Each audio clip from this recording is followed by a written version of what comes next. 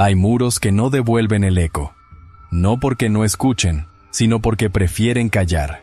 Frente a la catedral gótica de Chartres, donde las gárgolas aún vigilan con ojos sin párpados, yace un edificio sin nombre.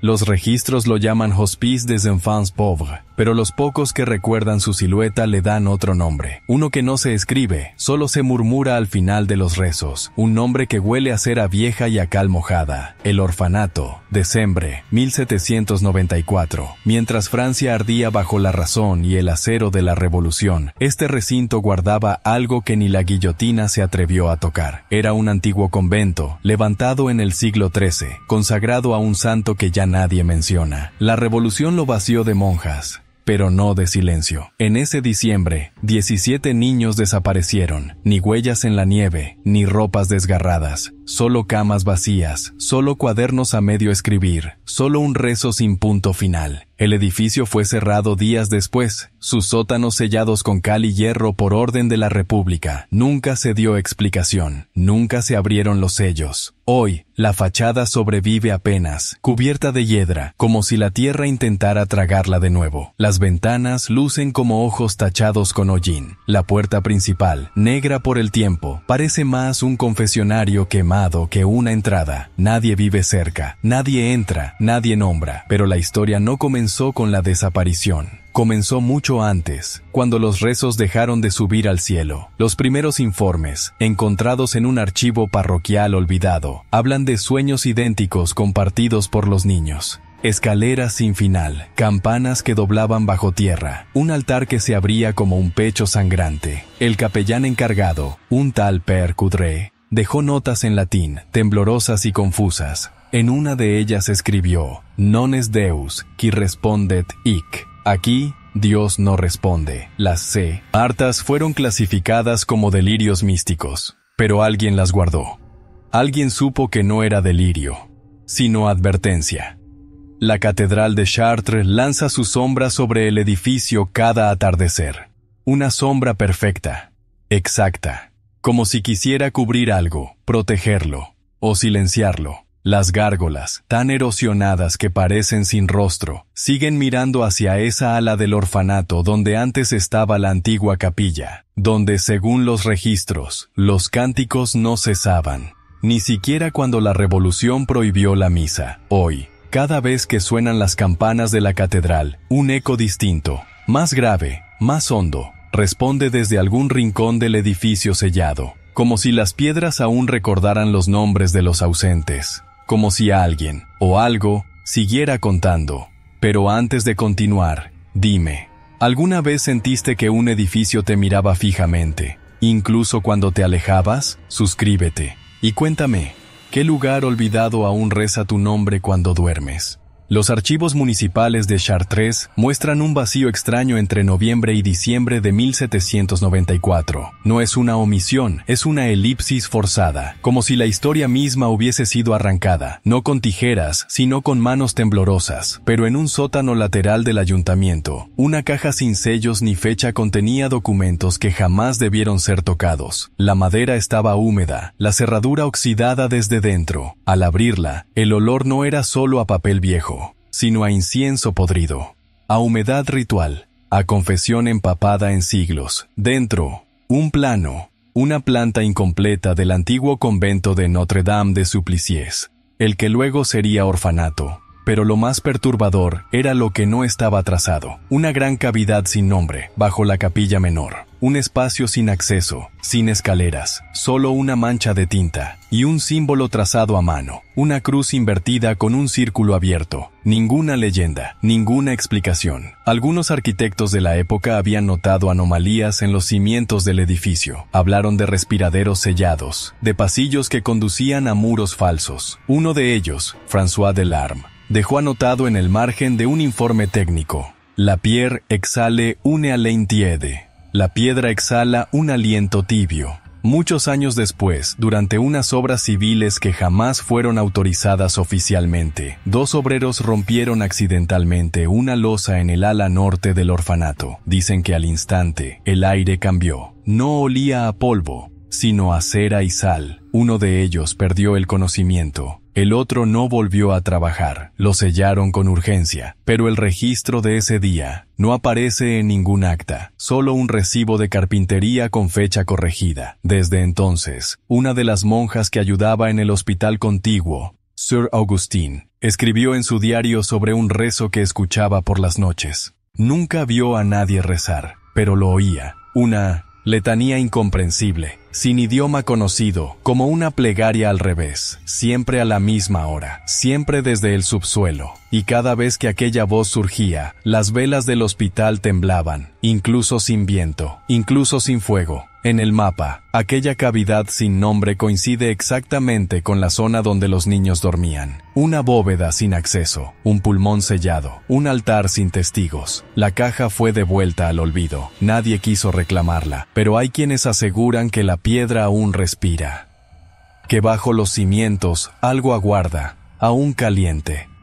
Como si los rezos, acumulados por siglos, hubieran formado una boca. Y esa boca aún murmura. Los registros civiles de Chartres confirman la existencia del orfanato en 1794. Aparecen los nombres de los administradores, del capellán, de los responsables revolucionarios que desacralizaron el edificio. Pero hay algo que no encaja. Los niños no tienen apellidos. 17 entradas, solo nombres de pila: Émile, Clotilde, Pierre, Isabeau. Y en cada ficha, el mismo sello al pie de página: Anonyme, trouvé sur les marches, anónimo, encontrado en las escalinatas, pero nadie parece haberlos entregado. No hay actas de ingreso, no hay notas de las autoridades, solo aparecen, de golpe, entre septiembre y octubre, un antiguo catequista, Louis Renard, quien luego fue ejecutado por negarse a jurar fidelidad al Estado, escribió una carta a su hermano antes de morir. En ella menciona el orfanato y su milagro sombrío. Dice que los niños llegaron sin que nadie los llevara, que simplemente estaban allí, al amanecer, cada uno sentado frente a una columna, en silencio, sin llorar. Lo más extraño no era su presencia, sino su sincronía. Todos llegaron el mismo día, todos calzaban sandalias idénticas, todos llevaban una medalla de cobre en el cuello, una medalla sin inscripción. Solo el símbolo, un ojo cerrado sobre una cruz horizontal. Las cuidadoras no preguntaron, dijeron que eran huérfanos, pero jamás supieron de qué pueblo venían. Nadie los reclamó, nadie los reconoció. Las semanas siguientes fueron extrañas, se rompían espejos sin motivo, las fuentes del convento amanecían secas. En la sacristía, los libros litúrgicos comenzaban a mostrar páginas en blanco, como si lo sagrado fuera arrancado letra por letra. Una cuidadora intentó huir.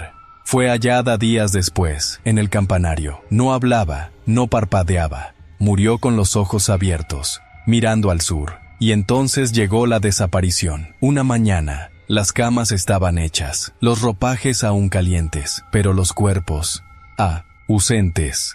Los 17, ni una pisada, ni una huella, como si hubieran sido absorbidos, uno a uno, por una liturgia secreta. El capellán Père Coudray dejó solo una nota escrita a mano: «Ils étaient là pour nous rappeler l'oubli». Estaban aquí para recordarnos el olvido. Después de eso, el edificio fue sellado, pero alguien abrió las fichas. Años más tarde, intentó reconstruir sus nombres, y halló algo imposible. Cada uno de esos nombres pertenecía a un niño muerto entre 1347 y 1351. Época de la peste. Todos con el mismo primer nombre, todos enterrados, en la misma ala donde luego se construiría el orfanato. Los nombres no figuran en los registros modernos, pero sí, en las lápidas borradas que aún yacen bajo la capilla. Las capillas olvidadas tienen un eco distinto, no el eco del sonido, sino el del tiempo. Como si cada rezo dejado atrás quedara atrapado entre las bóvedas, repitiéndose solo para quien no debe escucharlo.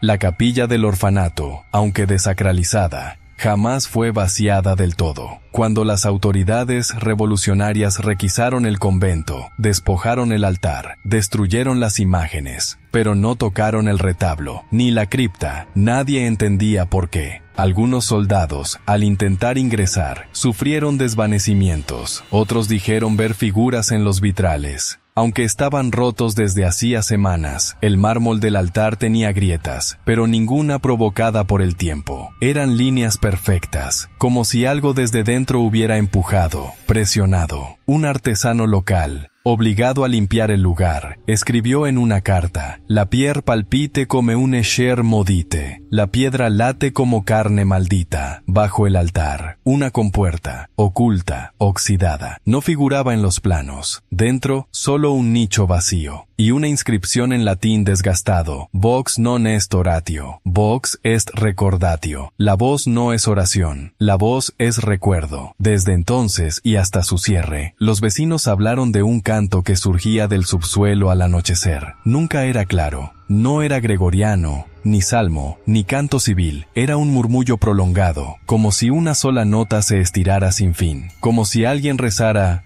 sin boca. Los niños no parecían oírlo, pero sí actuaban en consecuencia. Siempre a la misma hora, todos se levantaban de sus camas, sin hablar. Caminaban hacia la capilla cerrada. No entraban, solo se arrodillaban ante la puerta sellada. Y esperaban. Uno de los revolucionarios encargados de vigilar el orfanato escribió una nota alarmada. «Ils sont comme en trance, comme s'ils recevaient un appel sans son». Están como en trance, como si recibieran un llamado sin sonido. Un día, uno de los cuidadores, Antoine Muret, decidió entrar a la capilla por la fuerza. Al cruzar el umbral, cayó. El suelo, intacto, ningún objeto en su camino. Solo cayó. Murió 3 días después. La autopsia reveló algo aterrador. Sus cuerdas vocales estaban carbonizadas.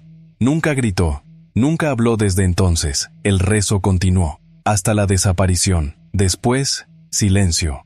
Pero no un silencio vacío, un silencio denso, espeso, como si el aire mismo evitara recordar lo que allí se dijo. La capilla fue clausurada. Pero aún hoy, quienes cruzan frente al muro este del edificio, aseguran oír un murmullo, leve, constante, como un rezo sin boca, como un secreto que no encuentra lengua para pronunciarse, y cuando el viento sopla desde el sur, ese murmullo parece reconocerte. No todos los objetos sagrados contienen bendición. A veces, una reliquia no protege, sino que recuerda. Durante una revisión posterior al cierre del orfanato, en 1801, un funcionario del obispado de Chartres descubrió un compartimiento oculto tras el retablo de la capilla. No estaba sellado, pero sí cubierto por una tela negra, bordada con símbolos que no coincidían con ningún rito cristiano conocido. Figuras curvadas, como raíces serpenteando en círculo. Dentro, hallaron un relicario, no de plata, no de oro, sino de piedra volcánica, negra y porosa, tallada con una precisión imposible, sin tapa, sin bisagra, solo un hueco, como un corazón abierto al vacío. En su interior, un puñado de polvo blanco, cal,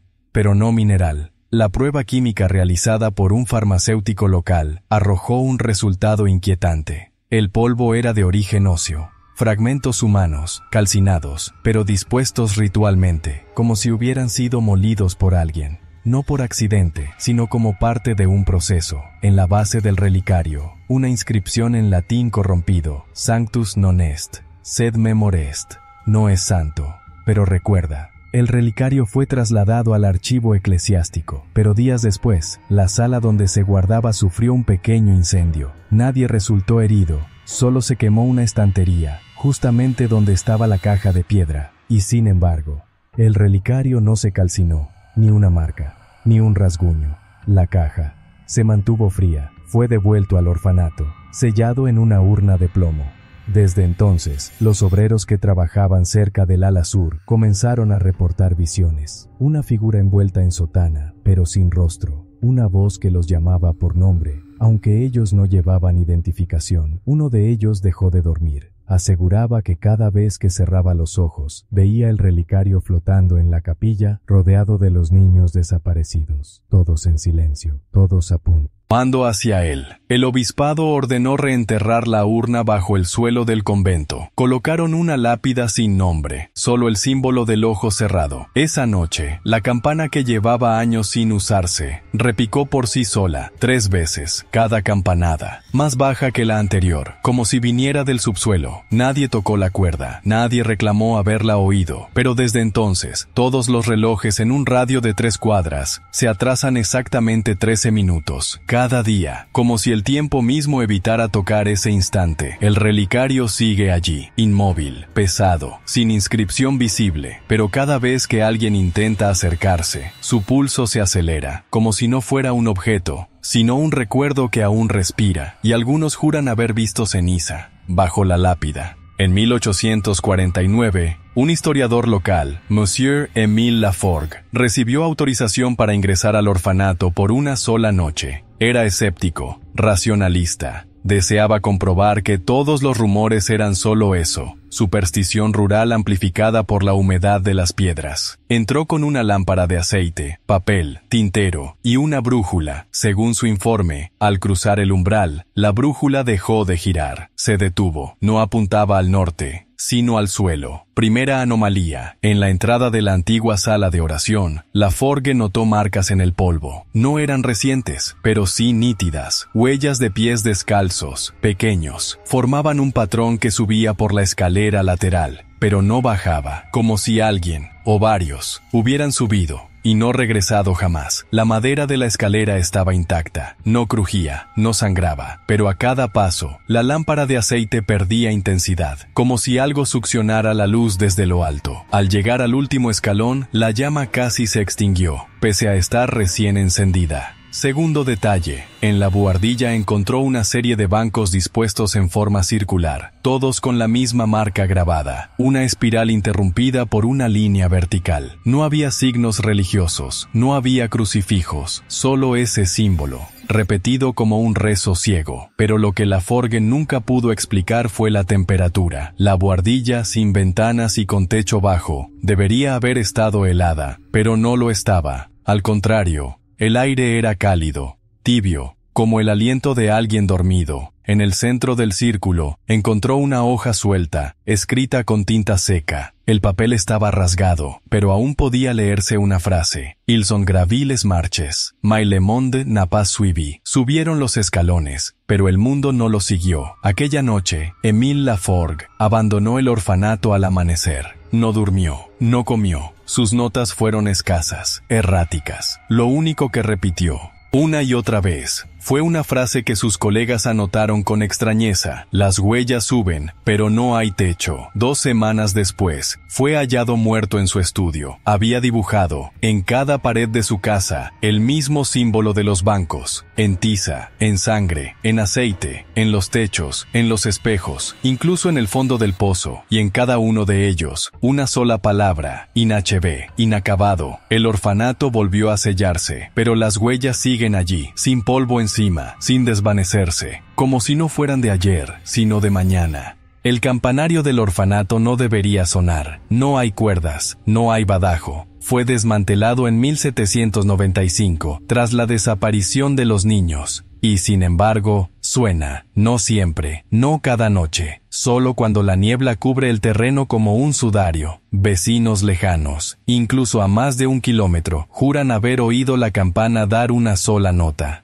Una, grave, lenta, como una garganta que llama desde el fondo de un pozo sin agua. En 1863, un sacerdote visitante, Le Père Vauclair, decidió subir al campanario para verificar el origen del sonido. Lo acompañó un notario y un arquitecto. Todos confirmaron lo mismo. La campana estaba allí, sin cadena, sin mecanismo, y aún más inquietante, sin polvo, como si alguien la hubiera limpiado recientemente. La superficie metálica tenía marcas de contacto, no manos, no herramientas, sino algo semejante a piel húmeda, como el rastro que deja un cuerpo al salir de un lago. La campana llevaba inscrita una frase en latín: Flecte vocem tuam in tenebris, dobla tu voz en la oscuridad, frase que no aparece en ningún salmo, en ninguna misa. El sacerdote bendijo el campanario, roció agua consagrada, rezó el exorcismo menor. Pero al llegar al final del rezo, la campana vibró.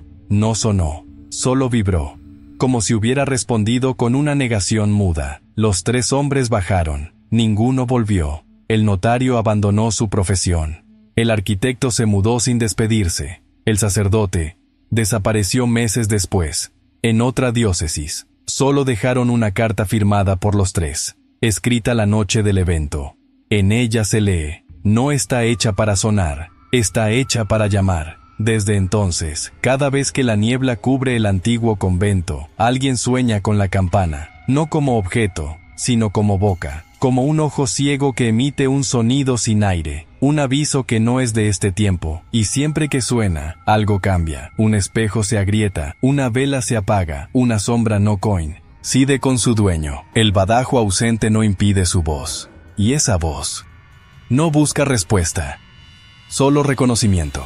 En 1871, durante un intento fallido de restaurar parte del ala oeste del orfanato, un grupo de obreros descubrió un fenómeno que nadie supo explicar, ni repetir.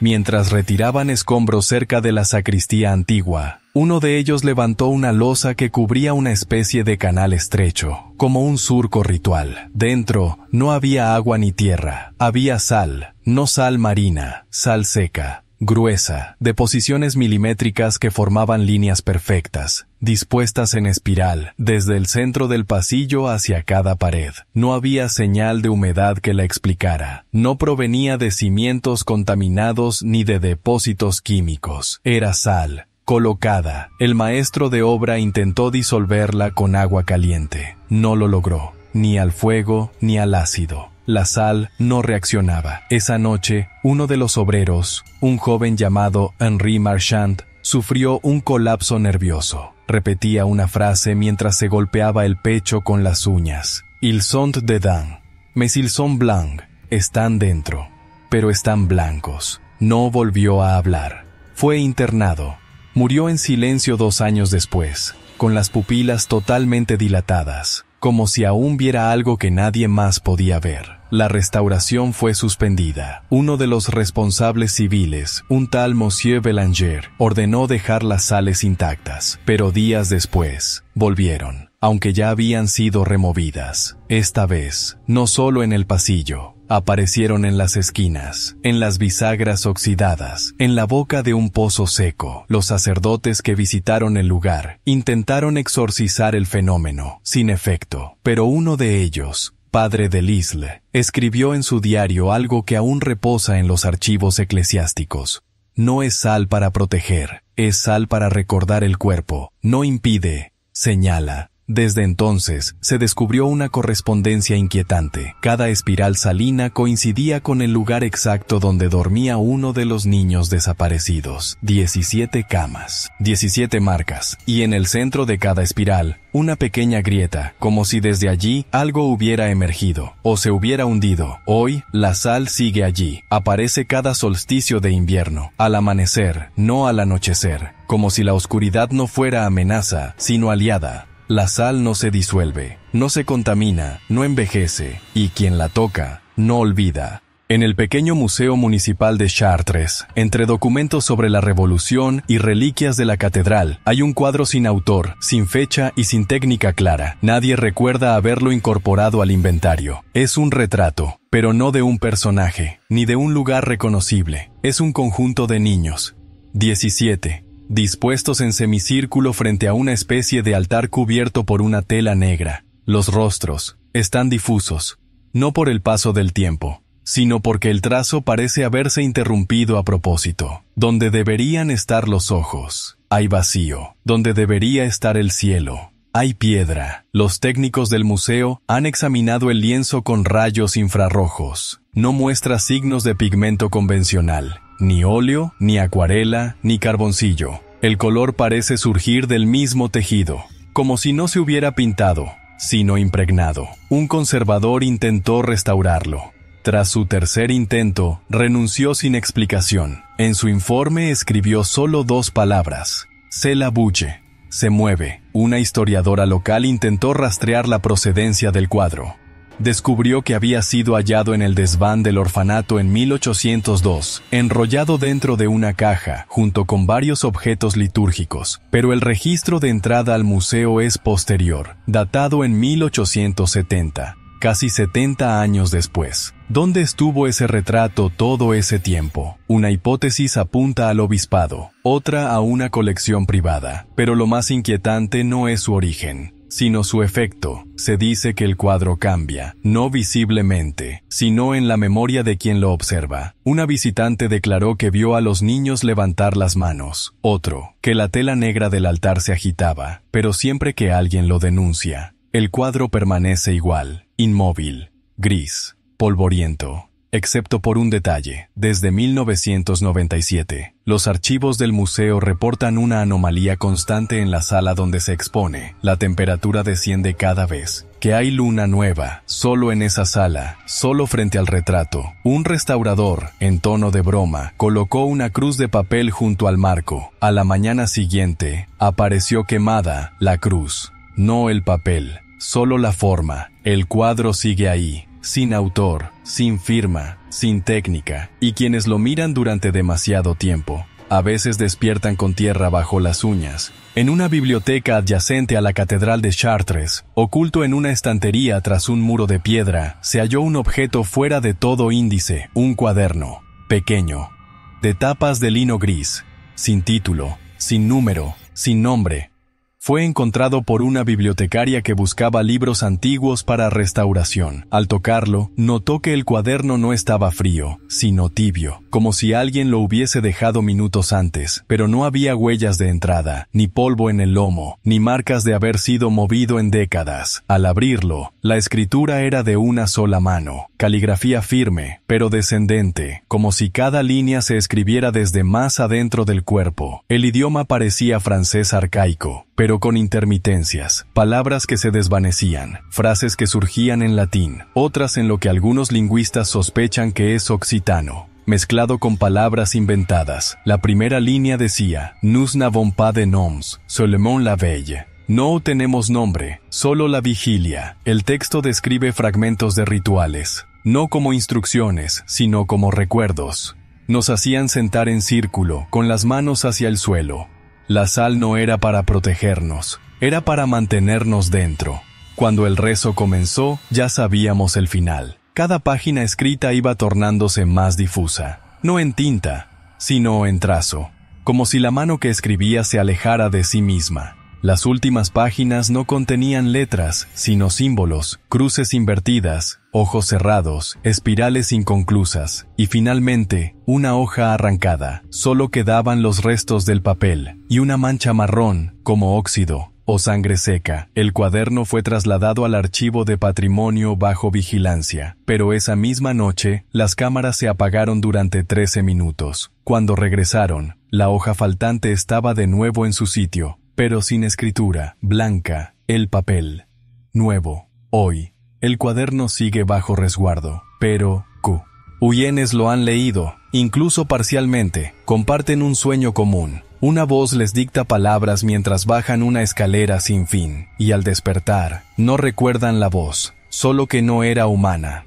No hay registro visual que conserve con claridad la forma original del orfanato. Ni pintura, ni grabado, ni fotografía alguna que muestre su fachada entera, como si el edificio mismo, desde su concepción, hubiese renegado de su reflejo en el mundo tangible y hubiese preferido permanecer fragmentado, como un cuerpo sin rostro, un cuerpo que se rehúsa a aparecer completo, porque sabe que su integridad es un riesgo para quienes lo miran. Los intentos por reconstruir su silueta, ya sea en planos arquitectónicos o ilustraciones basadas en descripciones de época, terminan siempre incompletos, torcidos, con alas que se contradicen, con escaleras que no llevan a ningún piso, con puertas que, al trazarse, se desvanecen en el siguiente borrador. Y en todos esos dibujos existe una constante perturbadora, una sombra, no proyectada por ángulo alguno de luz natural, ni causada por ningún volumen visible, sino impresa, fija, recurrente, una mancha oscura que aparece a un costado lado del altar, que no corresponde a ningún objeto ni figura humana, pero que permanece, idéntica, en cada versión. El arquitecto Jules Ferrand, quien en 1904 intentó diseñar una maqueta del edificio para un congreso histórico, mencionó que al proyectar el ala este sobre su mesa de trabajo, notó cómo la lámpara de aceite se apagaba una y otra vez, siempre al alcanzar el muro más cercano a la antigua capilla, y que incluso tras cambiar de lugar la fuente de luz, la sombra permanecía inamovible, proyectada no sobre la maqueta, sino sobre el escritorio, como si no dependiera de la lámpara, sino de la memoria del lugar. Años después, en un informe olvidado en los archivos de patrimonio, se consigna que un vigilante nocturno del orfanato en ruinas abandonó su puesto tras reportar que durante sus rondas, justo al cruzar el patio interior, veía su sombra proyectarse hacia adelante, mientras otra idéntica caminaba en sentido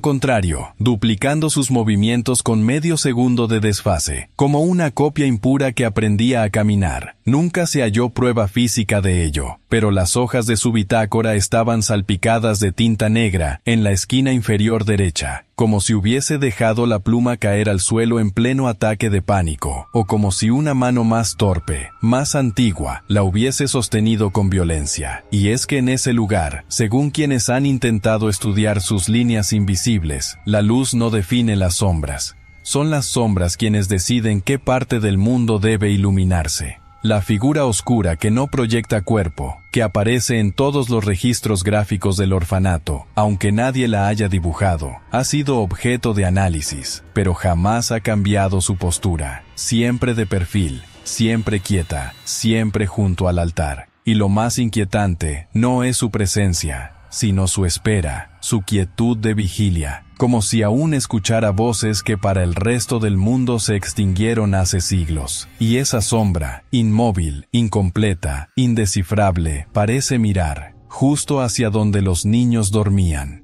En las catacumbas olvidadas bajo el ala sur del antiguo orfanato, zonas que no figuran en los planos aprobados ni en los censos de la República, y cuya existencia se descubrió tras el derrumbe parcial de un muro durante una tormenta en 1907, se hallaron vestigios de una cripta no consagrada, dispuesta en forma circular, sin cruces, sin inscripciones santas, pero con una serie de cálices alineados en torno a una piedra negra, lisa, con forma de trapecio invertido, que los obreros inicialmente confundieron con un antiguo altar pagano, aunque ningún rito conocido responde a aquella geometría precisa y perturbadora. Los cálices, hechos de cobre ennegrecido, contenían un líquido espeso, oscuro, casi sólido, cuya composición química desconcertó a los peritos. Ni sangre, ni vino, ni aceite, sino algo que parecía haber sido extraído del interior de un cuerpo o de un recuerdo. Pero el fenómeno más desconcertante no fue la sustancia, sino su persistencia. A pesar de la humedad, del paso de los años y de los cambios de temperatura, el líquido no se evaporaba, no coagulaba, no se absorbía, como si estuviera detenido en el tiempo, o, más inquietante aún, como si se alimentara del entorno, como si en cada visita, en cada mirada, en cada suspiro humano, el contenido del cáliz se espesara un poco más, como un susurro que se transforma en carne. Uno de los inspectores que participó en la documentación del hallazgo, Monsieur Roland Deschamps, escribió en su libreta personal una nota apenas legible, como temiendo que alguien más pudiera leerla. La coupe n'a pas été remplie. Elle attendait.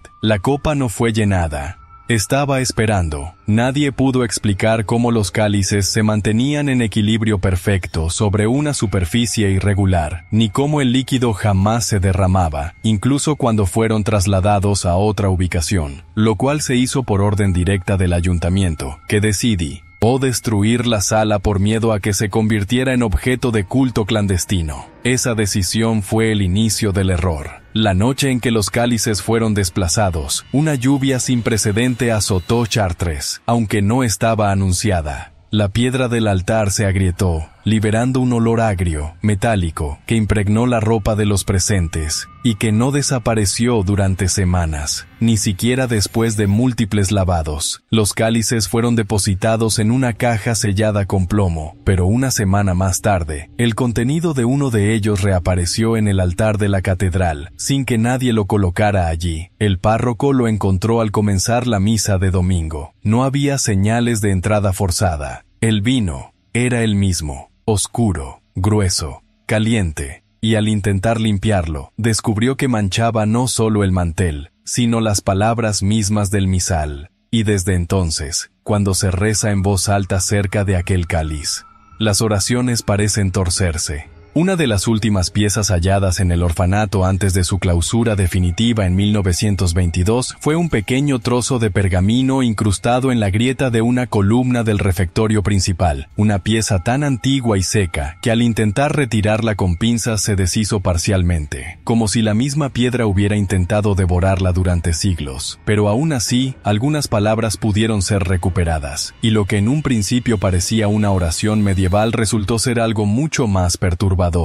Una letanía en un idioma irreconocible, con trazos que mezclaban caracteres latinos, hebreos deformados y signos coptos, dispuestos en una estructura que no respondía a la lógica gramatical de ninguna lengua viva o muerta. Los expertos en liturgia comparada del Instituto de París concluyeron que el texto no podía haber sido redactado por una sola persona, ni en una sola época, como si se tratara de un compendio orgánico de blasfemias acumuladas, no escritas para ser comprendidas, sino para ser repetidas, como si su sentido no radicara en el significado, sino en la emisión misma del sonido, como si la lengua que las pronunciaba quedara manchada al hacerlo, no por error, sino por cumplimiento. Los fonetistas que intentaron reconstruir la pronunciación del texto coincidieron en algo imposible, que al leer en voz alta las primeras sílabas, sentían que no eran ellos quienes articulaban el sonido, sino una parte de su cuerpo que no reconocían, como si la lengua, la laringe, incluso el aire mismo, fuesen guiados desde un eco más antiguo que la garganta. Uno de ellos, el doctor Reynaud,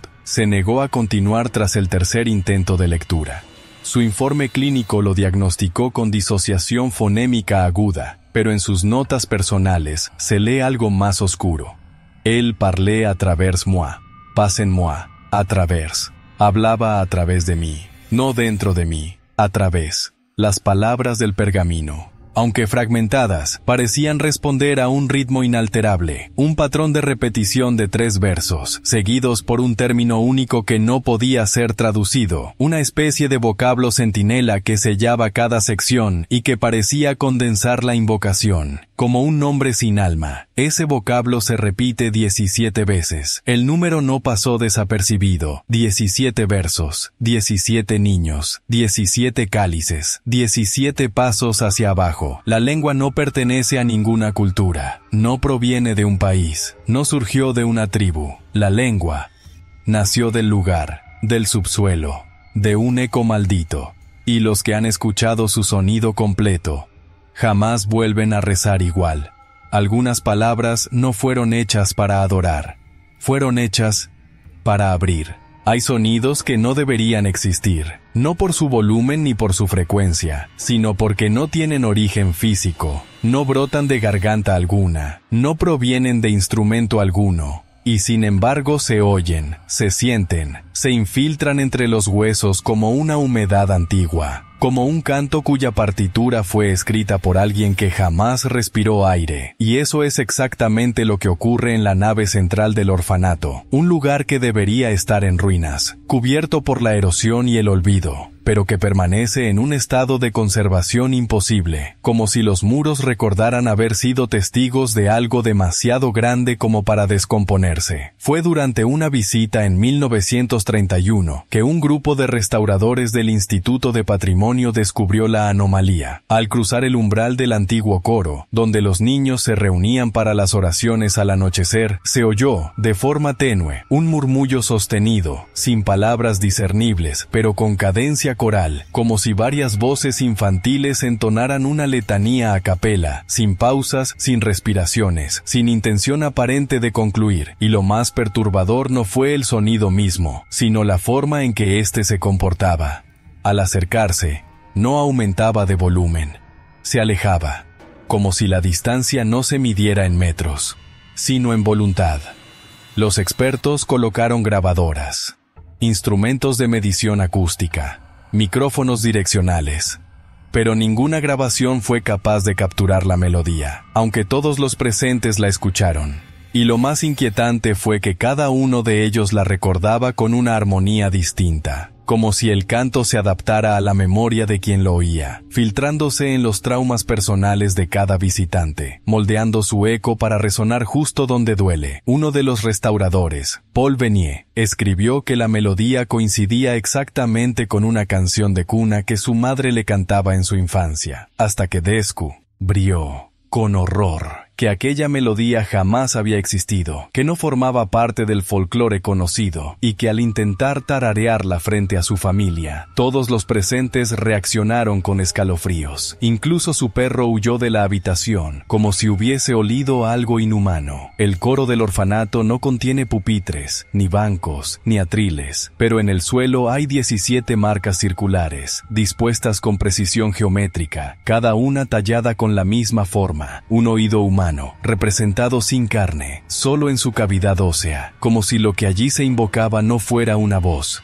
sino una escucha, y quienes se han atrevido a sentarse sobre una de esas marcas, afirman que el sonido no entra por los oídos, sino por el estómago, por la columna, por el centro del pecho, como si el cuerpo entero se transformara en un instrumento que no desea ser afinado, como si la carne respondiera a una armonía que no ha sido creada por el cielo. Hoy el coro sigue sin techo, pero jamás se moja con la lluvia. La piedra resuena, aún sin aire. Y la música no se calla. En el orfanato de Chartres, como en muchos espacios religiosos del siglo XVIII, las paredes estaban adornadas con cruces de madera tallada, muchas de ellas incrustadas en los muros a modo de estaciones del Vía Crucis. Pero con el paso del tiempo y la supuesta secularización del espacio, estas fueron retiradas, o eso se creyó, porque en 1955, durante una revisión estructural del ala norte, se descubrió que debajo del yeso fresco, ocultas a plena vista, persistían las formas de aquellas cruces, pero no en relieve, sino hundidas, como si la madera hubiese sido absorbida por la piedra, como si la devoción no hubiese sido retirada, sino devorada. Los obreros que picaron el muro para retirar los fragmentos descubrieron una anomalía desconcertante. Al romper el yeso y golpear la piedra, la cruz emergía hacia adentro, tallada directamente en el interior del muro, pero sin haber sido esculpida desde fuera, como si el material hubiera cambiado de composición desde el centro, abriéndose hacia el vacío, como una herida hecha desde el otro lado, y al intentar extraer una de esas cruces con cincel y martillo, brotó un líquido espeso de color oscuro, entre marrón y negro, con olor metálico pero no fétido. Un olor caliente, casi familiar. Las muestras del líquido fueron enviadas a París para análisis forense, y los resultados fueron omitidos del informe final, pero un asistente del laboratorio, cuyo nombre permanece tachado en el archivo, escribió una nota marginal que sobrevive hasta hoy. Ce n'est pas du sang, c'est une mémoire. No es sangre, es una memoria. Las cruces no sangraban hacia afuera, como los estigmas. Sangraban hacia adentro, como si intentaran esconder el dolor en la piedra, como si quisieran impedir que el mundo viera el sufrimiento que ahí fue almacenado, como si cada línea de la cruz marcara un sitio donde algo fue callado para siempre. Desde entonces, varios sacerdotes exorcistas han sido enviados para bendecir el lugar, y todos, sin excepción, reportaron el mismo fenómeno. Al asperjar agua bendita sobre las cruces, el líquido desaparecía antes de tocar la superficie, evaporado no por calor, sino absorbido por el aire mismo, como si una voluntad antigua rechazara todo signo de redención. Las cruces siguen allí, no todas visibles, algunas enterradas bajo capas de pintura, otras camufladas por vitrales rotos o tapices olvidados, pero su disposición forma un mapa imposible. Si se trazan líneas entre cada cruz, emergen figuras geométricas que no pertenecen a la arquitectura, sino a una simbología precristiana, figuras que se repiten en grimorios sellados por la Iglesia, y que solo aparecen cuando la luz de luna entra en el ángulo exacto. Y cuando eso ocurre, cuando la cruz brilla desde dentro, desde su herida escondida, las sombras de los muros parecen alejarse de su fuente, como si el edificio intentara huir de sí mismo, como si el orfanato recordara lo que no puede ser perdonado.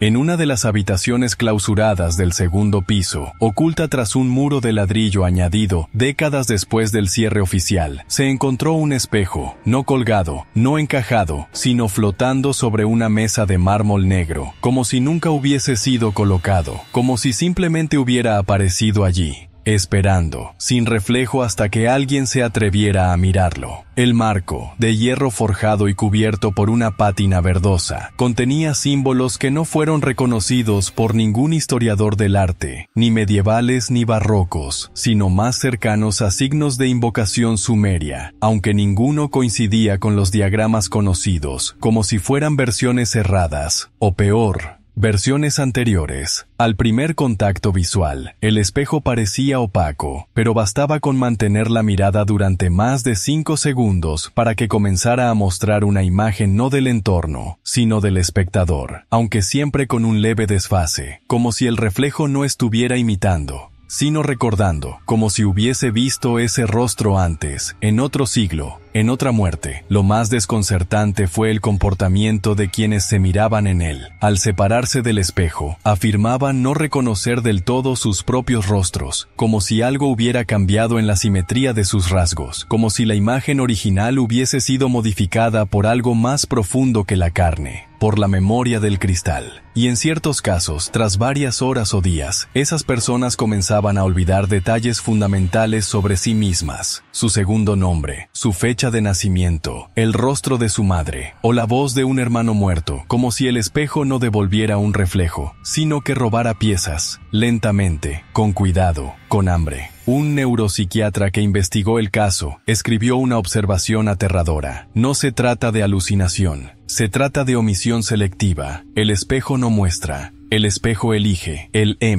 mismo experto desapareció semanas después, y cuando su despacho fue vaciado, se encontró entre sus pertenencias un retrato, pintado a mano, de sí mismo, pero con los ojos cerrados. El espejo fue cubierto con un paño negro. Pero incluso así, quienes entran a esa habitación sienten que algo los observa desde la esquina más silenciosa, como si el cristal vibrara bajo la tela, como si supiera que alguien ha vuelto, y cuando alguien pronuncia su nombre, el aire se vuelve más denso, como si el espejo lo estuviera aprendiendo.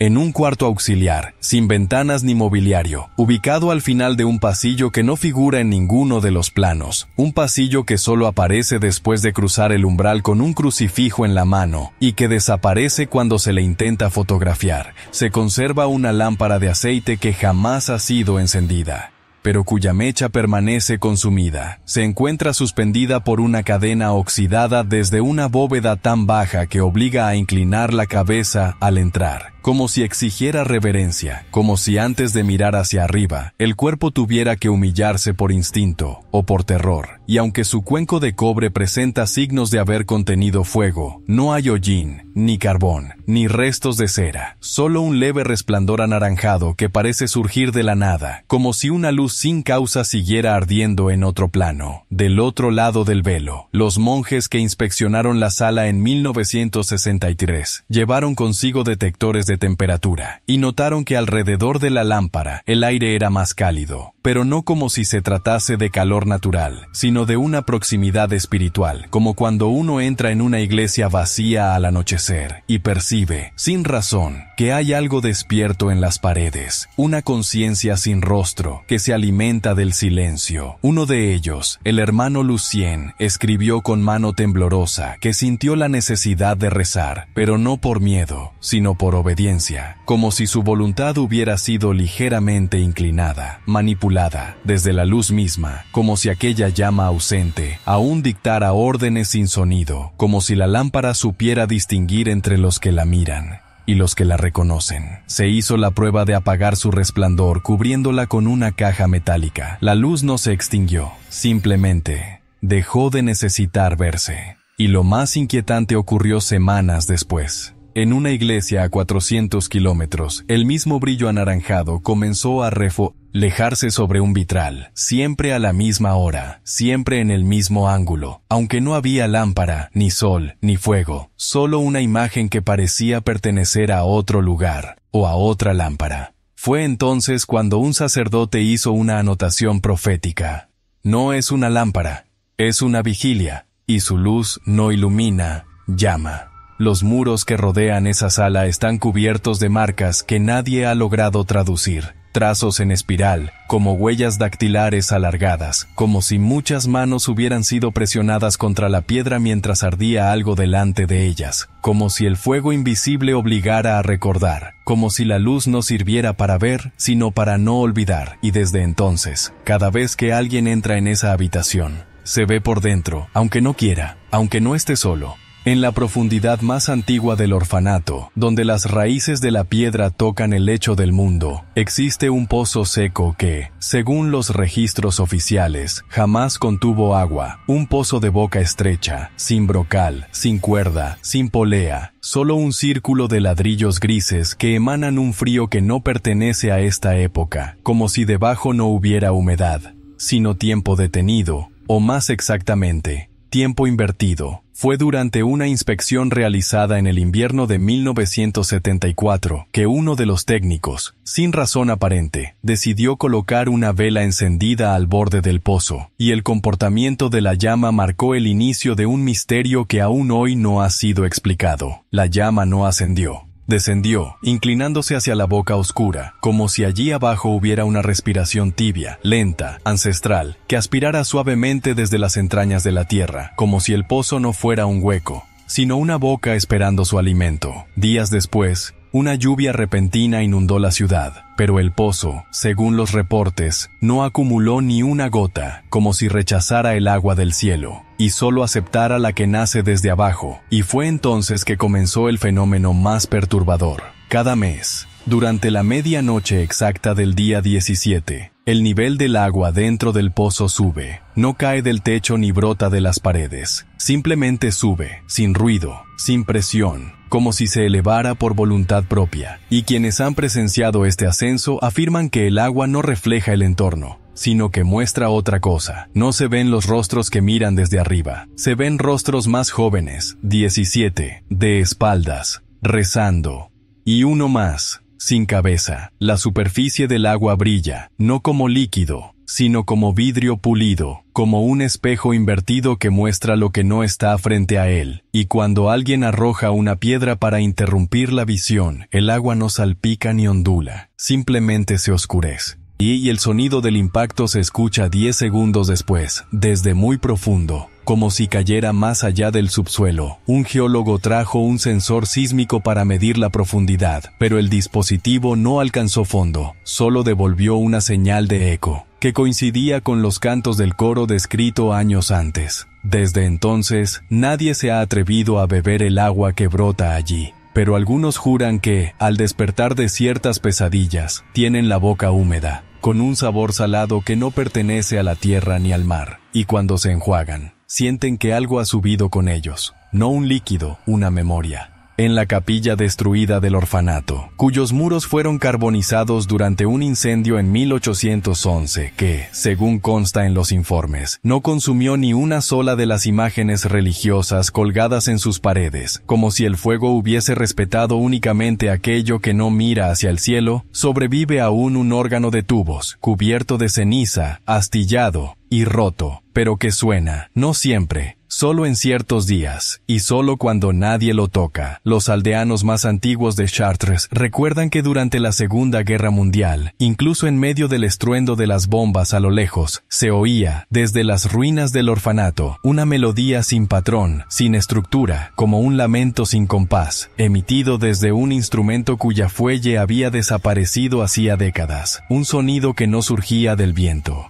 sino de una voluntad que insistía en recordarse a sí misma a través de la música. Ingenieros que inspeccionaron los tubos determinaron que era físicamente imposible que el órgano sonara. Estaban obstruidos por excrementos de aves, nidos secos, insectos calcificados. Pero aún así, en ciertas noches, especialmente cuando nieva, el aire se llena de notas graves, lentas, casi fúnebres, que resuenan como si salieran desde el hierro oxidado, pero también desde dentro de quien escucha. Uno de los inspectores, un hombre sin fe, con formación científica, escribió que al escuchar el órgano desde el umbral, sintió que su propia respiración cambiaba de ritmo, que su corazón se ralentizaba, no por miedo, sino por una especie de aceptación profunda, como si el cuerpo reconociera ese sonido de antes de nacer. Y es que el órgano no suena para emocionar, suena para invocar. Sus notas se repiten de forma desigual, pero si se registran durante más de una hora, comienzan a dibujar un patrón numérico, 17 notas, repetidas,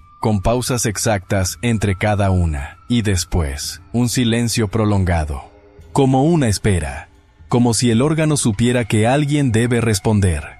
Los tubos del instrumento están grabados con palabras que solo se ven con agua bendita, nombres, fechas, versos que nunca fueron cantados, y en uno de los tubos centrales está tallada una frase: ceux qui entenden, finissent par répondre.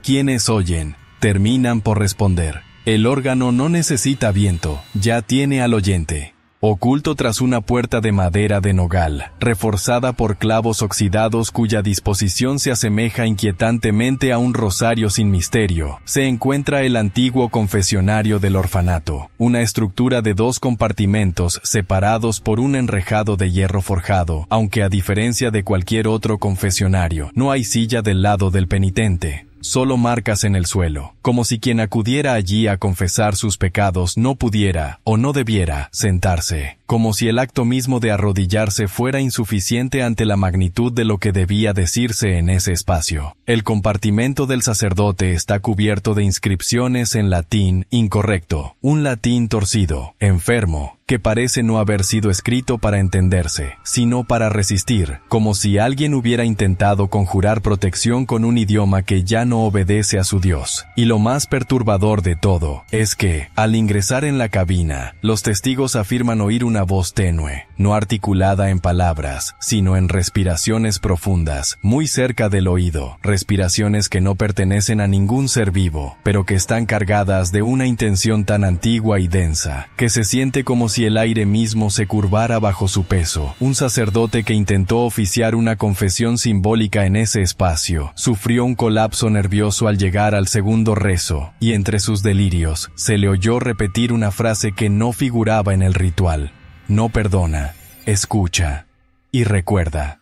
Se revisó el interior del confesionario y se descubrió que el enrejado tenía grabados, por dentro, 17 nombres, los mismos 17 que aparecen en la lista de desaparecidos del orfanato en diciembre de 1794, pero con una particularidad escalofriante. Los nombres están tallados desde el lado del penitente, como si los niños hubieran escrito sus propios nombres con las uñas, no como súplica, sino como advertencia. La madera, al ser analizada, arrojó trazas de colágeno humano, como si durante años hubiera absorbido sangre, saliva o algo aún más íntimo, arrepentimiento. Y desde entonces, nadie ha podido permanecer dentro del confesionario más de 3 minutos, no por miedo, sino porque empiezan a recordar cosas que jamás vivieron, historias que no son suyas, pecados que no cometieron, y cuando salen, lloran por razones que no saben explicar. El confesionario, según documentos enterrados bajo losas del altar mayor, fue traído desde una abadía desconsagrada en Bohemia, donde fue utilizado en rituales paralitúrgicos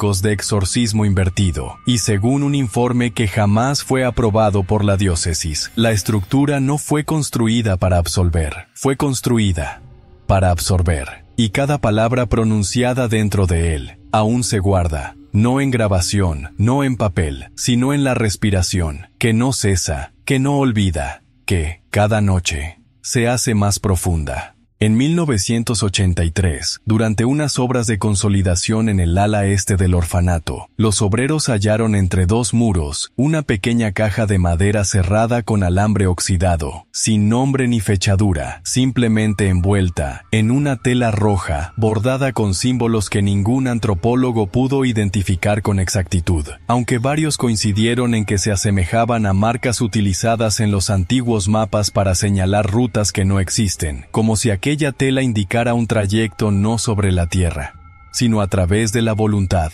Al abrir la caja, encontraron en su interior una única hoja de papel, perfectamente conservada, sin signos de envejecimiento, escrita con tinta negra que aún parecía húmeda, como si acabara de ser redactada, aunque no había pluma, ni tintero, ni remitente, y lo más desconcertante es que la carta no estaba firmada, ni dirigida a nadie. El texto, sin embargo, estaba escrito en primera persona, en un tono que oscilaba entre la súplica y la advertencia, narrando, con una voz claramente infantil, lo que parecía una experiencia de encierro en el subsuelo, donde el narrador hablaba de rezos sin fin, de voces que no respondían, de la imposibilidad de dormir porque los sueños comenzaban antes de cerrar los ojos, y de una figura, a la que llamaba simplemente Louis, que caminaba por fuera de la habitación sin dejar huellas. Los expertos en datación molecular no lograron establecer la antigüedad del papel. Era, según todos los instrumentos, atemporal, y al intentar copiar el contenido, las palabras cambiaban de orden, reescribiéndose en tiempo real, como si la carta no quisiera ser transcrita, como si supiera que el acto de duplicarla implicaba una traición. Y los que persistieron en el intento comenzaron a mostrar síntomas de amnesia localizada. Olvidaban dónde habían leído la carta, cuándo, incluso que existía, hasta que volvían a verla. Y entonces, el texto ya no decía lo mismo. Cada lector leía una carta distinta, con detalles personales, con recuerdos que no deberían estar allí. Una mujer leyó que su abuela, fallecida en 1971, le había enseñado un rezo en latín que nunca existió, pero que recordaba perfectamente tras leerlo. Un hombre leyó una descripción exacta de la habitación donde tuvo un sueño recurrente en su infancia, un sueño que jamás había contado a nadie, y el sacerdote que intentó quemar la carta desapareció esa misma noche. Pero lo más inquietante no fue su ausencia, fue que al día siguiente, en lugar de la carta, apareció otra hoja, con su letra, con su firma, con una confesión que jamás había escrito, y desde entonces, esa hoja se suma a la caja, que ahora contiene 17 cartas, y una más, incompleta, como si esperara al siguiente lector.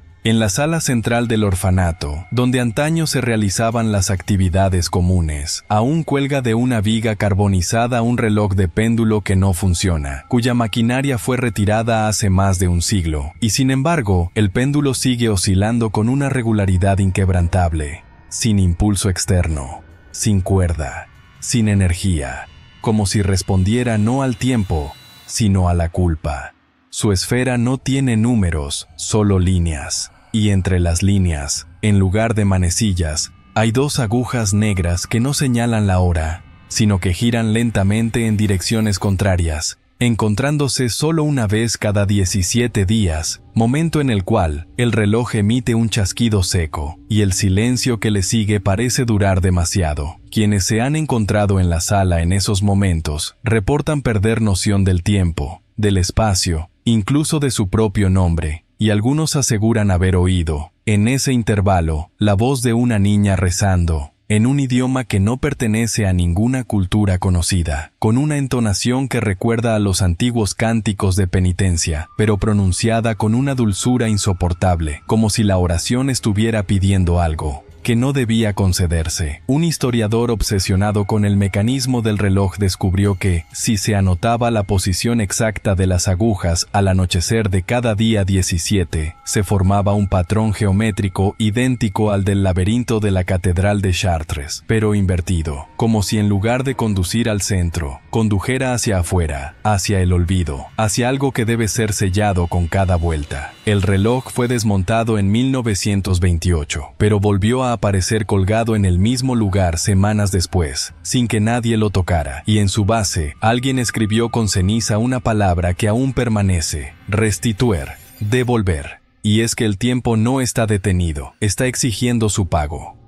En la antesala del ala sur, donde alguna vez dormían las niñas menores de 6 años, aún cuelga un retrato incompleto, cubierto por una lámina de vidrio que no refleja nada, ni siquiera la luz que cae sobre él desde el tragaluz superior, como si el cristal hubiera sido fabricado no para proteger la imagen, sino para encarcelarla, como si algo allí dentro aún intentara salir. El lienzo, según las inscripciones tras su marco, fue iniciado en 1794 por un joven artista parisino, traído expresamente por orden del abad superior de la orden que dirigía el orfanato, con el objetivo de inmortalizar la pureza de la infancia consagrada, pero jamás fue terminado, y no porque el autor lo haya abandonado, sino porque desapareció la noche en que debía concluir el rostro número 17. El retrato muestra a 16 niños sentados, perfectamente delineados, con túnicas blancas bordadas con filigrana dorada, todos con expresiones serenas y manos unidas, como si hubiesen sido capturados en pleno rezo, pero el espacio donde debería estar el 17º permanece cubierto por una capa gris, como si el óleo se hubiera negado a fijar la imagen, como si esa parte del lienzo estuviese viva, temblando levemente cada vez que alguien se atreve a observarla durante demasiado tiempo, y quienes lo hacen afirman después no poder recordar el color de sus propios ojos. El restaurador que intentó limpiar el retrato en 1962 reportó que cada vez que pasaba el pincel con disolvente sobre la zona incompleta, la tela se humedecía sola, como si llorara, como si la imagen ausente supiera que estaban tratando de revelarla, y se resistiera, no por vanidad,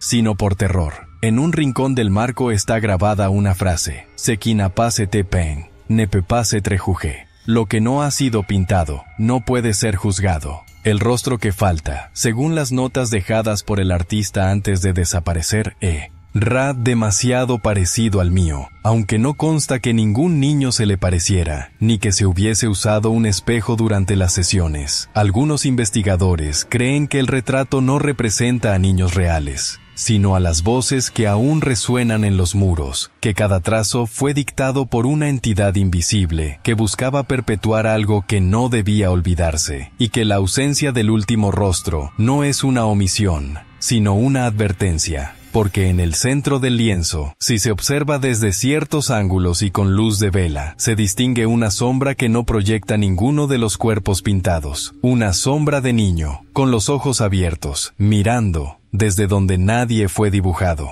En la capilla menor del orfanato, donde los niños rezaban cada madrugada antes del primer alimento, aún se conserva un altar secundario construido en piedra de Bourgogne, cubierto por una tela litúrgica negra con bordados en hilo rojo, cuyos motivos representan no escenas bíblicas, sino símbolos repetitivos: ojos cerrados, labios cosidos, cruces invertidas que no miran al suelo, sino hacia los muros, como si los signos no fueran para invocar a Dios, sino para impedir que algo más escuche. Lo peculiar de este altar no es su ornamentación, ni su ubicación inusual, pues fue construido en diagonal al eje arquitectónico del templo, lo cual ya es en sí un sacrilegio, sino el hecho documentado, repetido y atestiguado por decenas de visitas. El altar se inclina ligeramente hacia la izquierda durante ciertos días del mes, y luego vuelve a su posición original sin intervención humana. El fenómeno ocurre siempre a la misma hora, las 3:17 de la madrugada, y al inclinarse, lo hace de forma tan sutil que no puede percibirse a simple vista, pero sí a través de instrumentos de medición colocados por arquitectos, quienes afirman que ningún cimiento debería permitir tal desplazamiento, sin provocar grietas o derrumbes.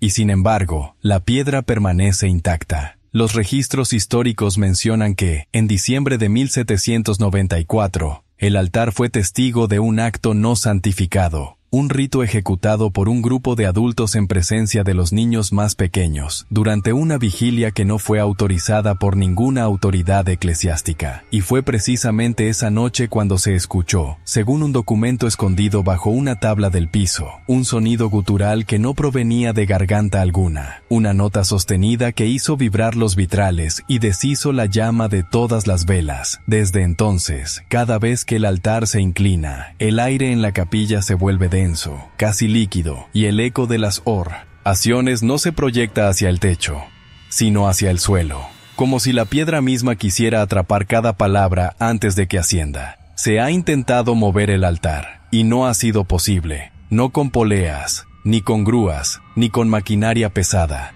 Solo él decide cuándo moverse, y cuando lo hace, todo el edificio lo siente. Algunos monjes aseguran que, en el momento exacto del movimiento, sus sueños cambian. Todos sueñan con una procesión de niños que caminan en círculo alrededor del altar, pero lo hacen en silencio, y lo más inquietante, no tienen pies, solo sombras que se arrastran, como si no avanzaran por devoción, sino por obligación, como si el altar fuera más que una mesa sagrada, como si fuera un imán para las almas, que no encontraron reposo.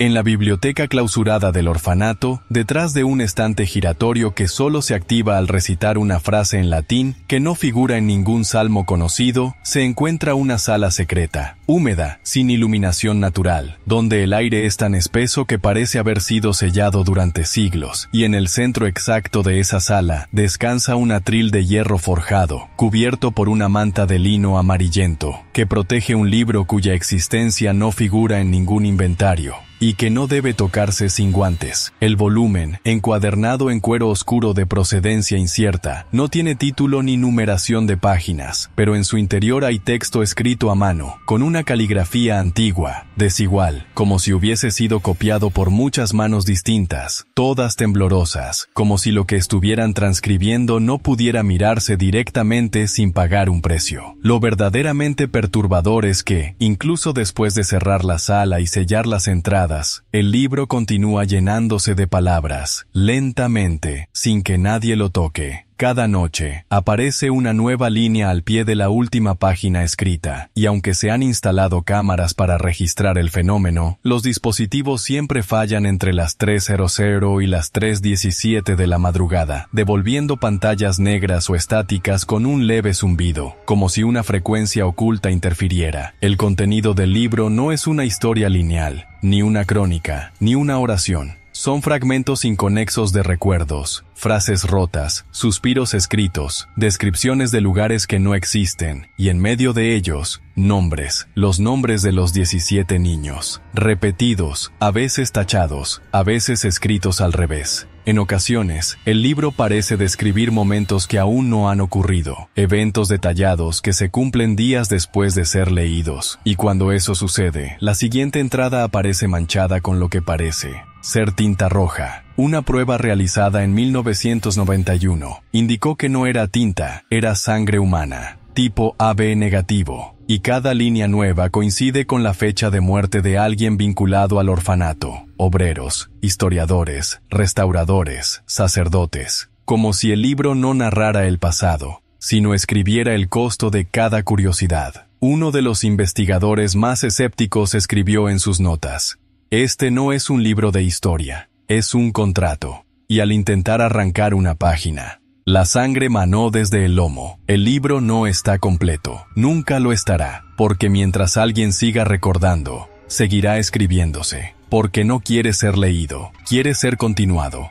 En una vitrina de cristal sellado, dentro del ala administrativa del antiguo orfanato, se conserva una pequeña llave de hierro ennegrecido, cuyo arco tiene forma de cruz truncada, y cuya paleta está cubierta de inscripciones microscópicas, imposibles de leer a simple vista, pero claramente grabadas con intención deliberada, como si fuesen oraciones invertidas, reescritas para cerrar en lugar de invocar, para sellar en vez de liberar, como si no se tratara de una llave común, sino de un cierre consagrado. Lo inquietante no es que no se haya encontrado ninguna cerradura que coincida con su forma, ni en las puertas visibles, ni en las cámaras ocultas, sino que cuando se la sostiene entre las manos, se experimenta un descenso sutil de temperatura en el pecho, como si el cuerpo reconociera, sin lógica alguna, que aquello que se sostiene no fue hecho para abrir, sino para recordar que algo, en algún momento, fue cerrado a la fuerza. Un informe fechado en 1876 señala que esta llave fue hallada bajo el altar mayor, envuelta en tela empapada con vino seco y cabello infantil, sellada con cera de excomunión, un tipo de lacre utilizado en ritos no aprobados, cuyas fórmulas apuntaban a silenciar lo inefable, a neutralizar lo que ya no podía ser purificado por los sacramentos tradicionales. Desde su hallazgo, la llave ha sido centro de accidentes inexplicables. Cada vez que un visitante la fotografía, la imagen aparece velada, con una mancha oscura en el lugar de la cerradura. Quienes la han tocado sin permiso presentan insomnio recurrente y un mismo sueño. Una puerta sin bisagras en un pasillo de piedra húmeda, donde del otro lado se oye la respiración de alguien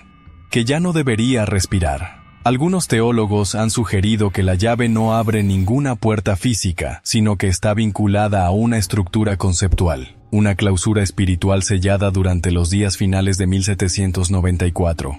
Y que su presencia fuera del suelo donde fue enterrada constituye una especie de interrupción, como si el equilibrio que mantenía dormido a aquello que fue encerrado comenzara a inclinarse lentamente hacia el desvelo. En una ocasión, se dejó la vitrina abierta durante 7 minutos exactos, y una de las lámparas de aceite del pasillo contiguo comenzó a gotear cera negra, a pesar de estar apagada, como si la proximidad de la llave hubiese activado una reacción en los objetos consagrados, como si los materiales litúrgicos reaccionaran al eco de algo que aún late en lo cerrado. Nadie ha encontrado su cerradura, pero los muros tiemblan cuando se la nombra, y una inscripción grabada bajo la vitrina reza, en latín, invertido, clavis non aperit, clavis memorat, la llave no abre, la llave recuerda. En la torre oeste del orfanato, a la que no se puede acceder sin subir una escalera de caracol cuyos peldaños crujen aunque nadie los pise, hay un tramo de 33 escalones tallados en piedra caliza, cada uno marcado con un número romano que va del Li al 17, y luego se repite, como si la segunda mitad de la subida fuera una inversión del principio, un espejo temporal, un descenso disfrazado de ascenso, un ritual disfrazado de arquitectura. Los ecos que se escuchan en esta escalera no corresponden a los pasos que uno da, ni al roce de la ropa contra la baranda, sino a un tipo de reverberación que anticipa el movimiento antes de que ocurra. Cuando alguien comienza a subir, los ecos ya están en los peldaños superiores, repitiendo una secuencia de sonidos que deberían llegar después, como si lo que se escuchara fuera el recuerdo del futuro, o la grabación de un paso que aún no ha sido dado. Los niños que habitaron el orfanato solían referirse a esta escalera como la columna del eco, y en cartas redactadas con caligrafía infantil se mencionan juegos prohibidos en los que intentaban subir a oscuras, guiándose únicamente por el sonido, hasta que uno de ellos, cuya identidad no figura en los registros oficiales, subió sin emitir ningún ruido, y desde entonces, nunca volvió a bajar. Desde aquel incidente, cada vez que alguien llega al peldaño 17, el aire cambia, se vuelve más denso, la luz parece comprimirse, y una sensación de déjà vu perfora la conciencia, como si el acto de subir ya hubiese sido realizado en otra vida, o en un sueño olvidado, pero con un error fatal.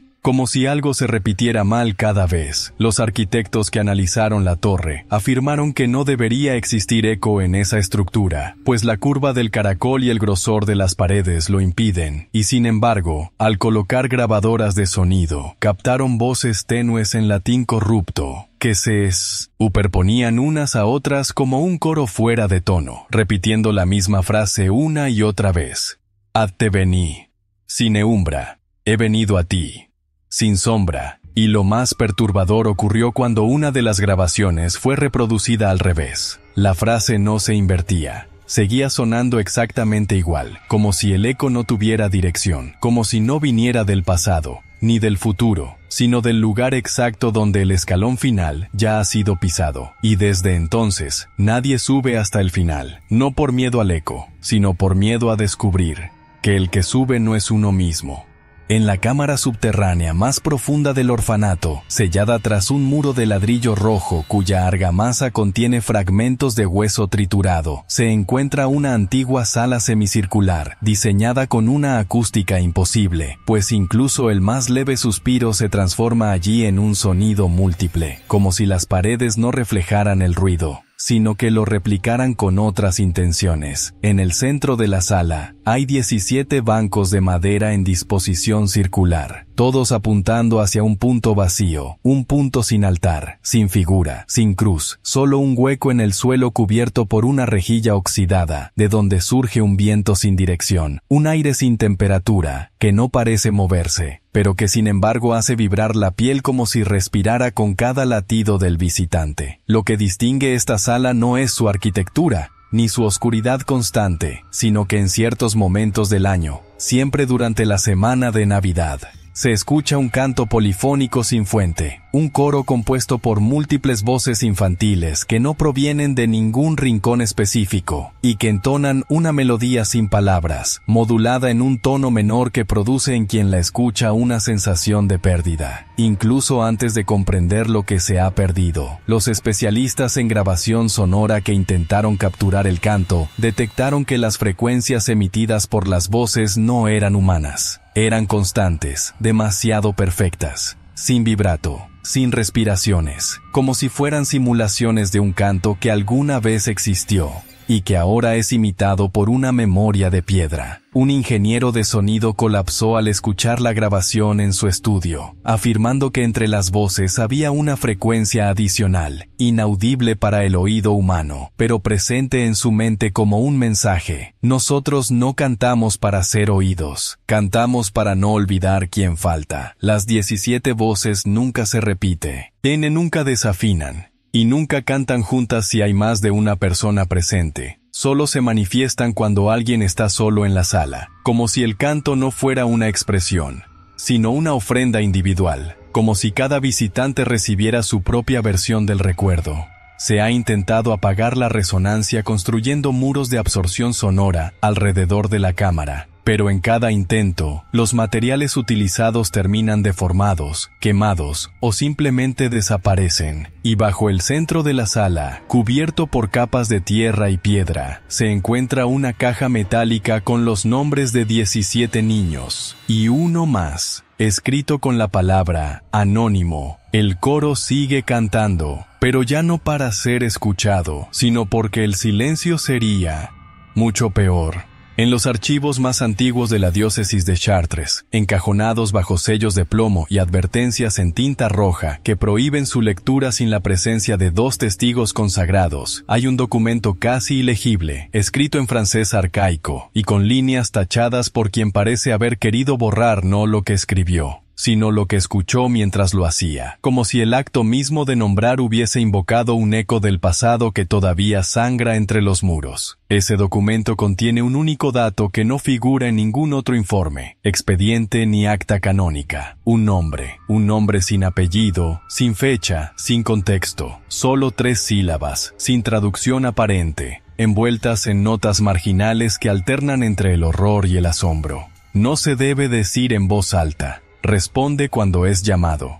Se parece a un niño, pero no lo es. Aquel nombre, que no repetiremos aquí, aparece también grabado en el reverso del retrato incompleto del orfanato, escrito con pintura invisible que solo puede revelarse bajo la llama de una vela bendecida el mismo día que murió un inocente. El nombre también se repite, en forma fragmentada, dentro del libro que se escribe solo, intercalado entre frases rotas como si se deslizara en los pensamientos de quienes lo leen, no como una palabra externa, sino como una idea que germina dentro del lenguaje mismo, y quienes lo han leído, aunque sea una sola vez, comienzan a mostrar síntomas comunes, pérdida de noción del tiempo, reflejos que no corresponden a sus movimientos, voces infantiles al borde del oído, y en ciertos casos, la desaparición inexplicable de fotografías familiares donde aparecen de niños, como si algo estuviera retrocediendo en la memoria, devorando la infancia que no era suya, sino compartida con algo que nunca debió ser nombrado. Los registros indican que cada vez que el nombre ha sido pronunciado dentro del recinto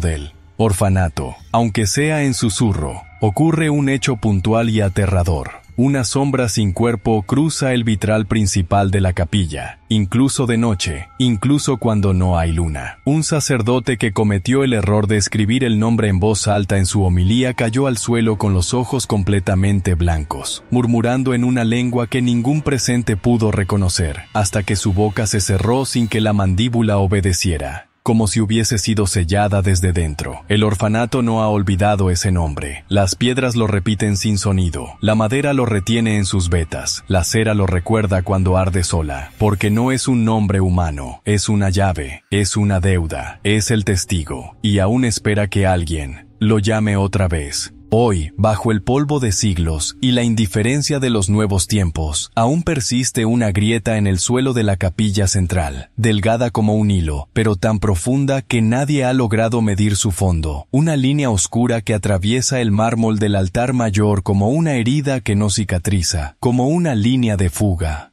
Entre este mundo y algo más antiguo que la fe misma, esa grieta no existía antes de diciembre de 1794. No figura en los planos originales, no aparece en ninguna fotografía, hasta que alguien la observa por primera vez. Y entonces está ahí, innegable, respirando.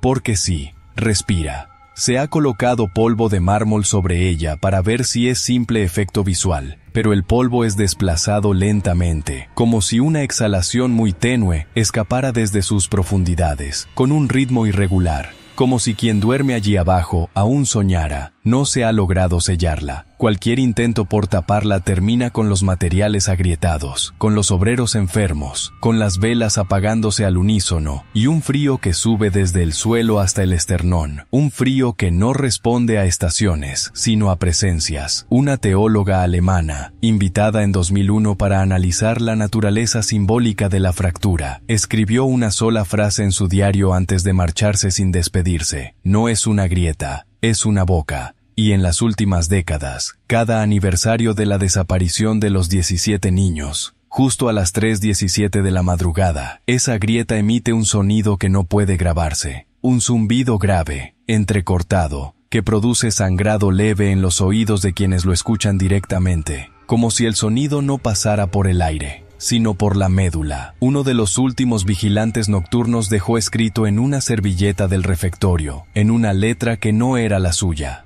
Él se mueve, pero solo cuando olvidamos. Y eso es lo que más perturba, porque la historia del orfanato no concluye con la clausura del edificio. No muere con la desaparición de los documentos, no termina con el último rezo, ni con el último nombre susurrado. La historia vive en cada rincón que calla más de lo que dice, en cada niño que sueña con túnicas blancas sin haberlas visto jamás, en cada crujido de madera que parece recordar pasos sin cuerpo, en cada reflejo que llega un segundo después del movimiento. El orfanato de Chartres no es solo ruina, es memoria excomulgada, es rezo suspendido, es un eco que aún busca respuesta.